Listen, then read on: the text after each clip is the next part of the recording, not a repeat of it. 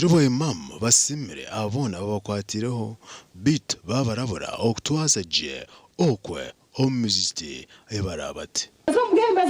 geri ne tunamaze kubureba no kwehayo okahaye ni factor okakora n'umushawaza okangwati rota warera abantu abakuronzi mitobanye namwe sime twebuterere mwe tweshuneho nabivyo nabiro abebembezi b'Ubusilamu abavunjire baje abimam abasya abaruje muri Kampala omushomo ubutakora muri mugona okwisiya ukamishona wankole kigezi awa Uganda Muslim Supreme Council okwija kubarahiza imamu arize kukoresha bi akaruka kuzikaho na utaketegerize byo kubyagenda niza kwatagana na government tumukome kumari yaho entarozani aha ninjya kubakoresha imirukoro twagaruka mu rurembo rwambara amasigeri yo mu ruti abatandika umurimo go kurundana sente zo kunduza omuzigiti gwabo abantu baronda miliyoni 10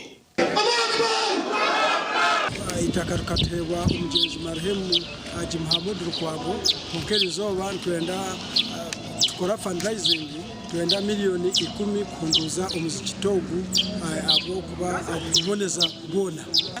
nebaza bonna nabawaddeyo ku ssente zaabwe batodde mu nsawo zaabwe ne basobola okucontributinga kulongoosa omuzikiti gwaffe kirira emizikiti gyaffe wegiri naguno bwe guyimirire tusobole okwongerayo okusobola okulabikanga muzikiti gw'abajjama ate nga gunyirira ya Allah yaffe twagala